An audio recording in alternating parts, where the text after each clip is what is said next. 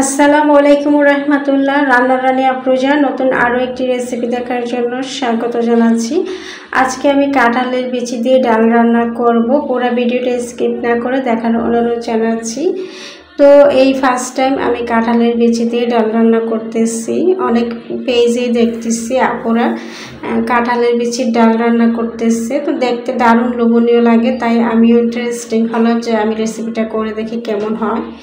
তো কিছু কাঁঠালের বিচি ভেজে নিয়েছি খাওয়ার জন্য এমনিতেই, আর কাঁঠালের বিচি আর কিছু ছিলে ডলে নিচ্ছি, পরিষ্কার করে নিচ্ছি আর পরিষ্কার করে সিদ্ধ করে নিয়েছি।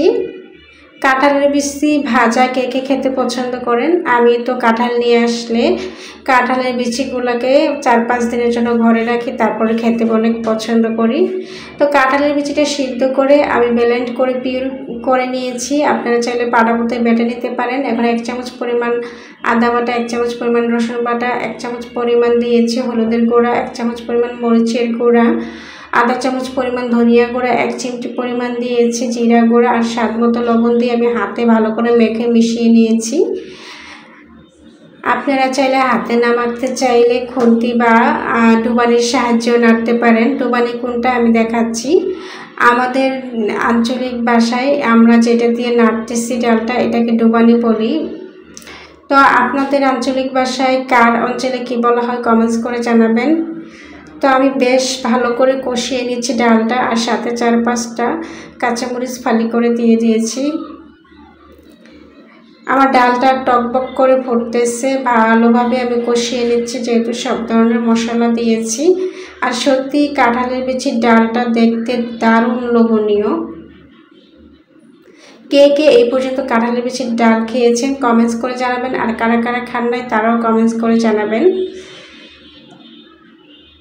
তো যখনই আমার ডালটা অনেকটা কষানো হয়ে যায় তখনই আমি আরেকটু ঝোল দেব।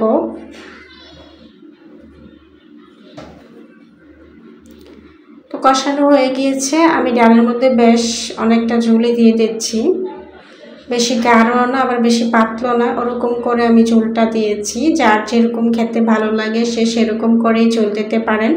তো যারা যারা আমার ভিডিওটা ফেসবুক পেজ থেকে দেখছেন তারা অবশ্যই ফলো দিয়ে সাথে থাকবেন, আর যারা যারা ইউটিউব থেকে দেখছেন তারা আমার চ্যানেলটাকে সাবস্ক্রাইব করে দিবেন এবং বেল আইকনে টিপ দিয়ে ওকে করে দিবেন রান্নার নতুন নতুন রেসিপি পাওয়ার জন্য। তো ডালটা যখন বলক আসছিল তখন আমি চুলাটা অফ করে দিয়েছি, তারপরও ডালটা পড়ে গিয়েছে তাপের জন্য। যাই হোক, ডালটাকে কন্ট্রোল করে ধরে রাখতে পারি নাই, উনি পরে যাওয়ার ইচ্ছে হয়েছে, পড়ে গেছে। তো পড়ে যাওয়ার পরে আর বেশি জাল দেই নাই, চুলাটা অফ করে দিয়েছি। ডালটা আমি এখন বাগার দেব। তো বাগার দেওয়ার জন্য চুলার মধ্যে কড়াই দিয়ে দিলাম, তারপরে ওই কড়াইয়ের মধ্যে পেঁয়াজ কুচি আর সামান্য রসুন কুচি দিয়ে সরিষার তেল দেব, দিয়ে এখন বাগার করে নেব। তো ডালটা দেখতে দারুণ লোভনীয় হয়েছে।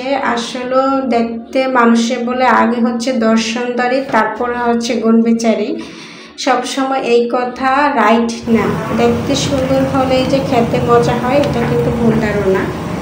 তো ডালটা রান্না করেছি অনেক শখ করে, ভেবেছিলাম যে অনেক টেস্টি হবে, আসলে এতটা টেস্টি হয় নাই। ফার্স্ট টাইম রান্না করেছি আর জীবনের ফার্স্ট টাইম খেয়েছি, সেই জন্যই টেস্টি লাগে না, নাকি আসলে টেস্ট না সেটা আমি বুঝতে পারি না। যারা যারা খেয়েছেন তারা অবশ্যই কমেন্টস করে জানাবেন। আমার কাছে মোটামুটি লেগেছে, তত খারাপও লাগে নাই, তত ভালোও লাগে নাই, মানে ফালাইয়া দেওয়ার মতো না, এত বেশি মজাও না। তো আপনাদের সাথে কথা বলতে বলতে আমার পেঁয়াজ কুচিটা লাল লাল করে ভাজা হয়ে গিয়েছে। এরপর যে আমি ডালটা ঢেলে দিয়ে বাগার করে দিলাম। আমার রান্নাটা শেষ, আমি চুলা অফ করে দিয়েছি। তো বন্ধুরা, আমার রান্নাটা কেমন হয়েছে কমেন্টস করে জানাবেন। আজকের মতো আল্লাহ হাফেজ।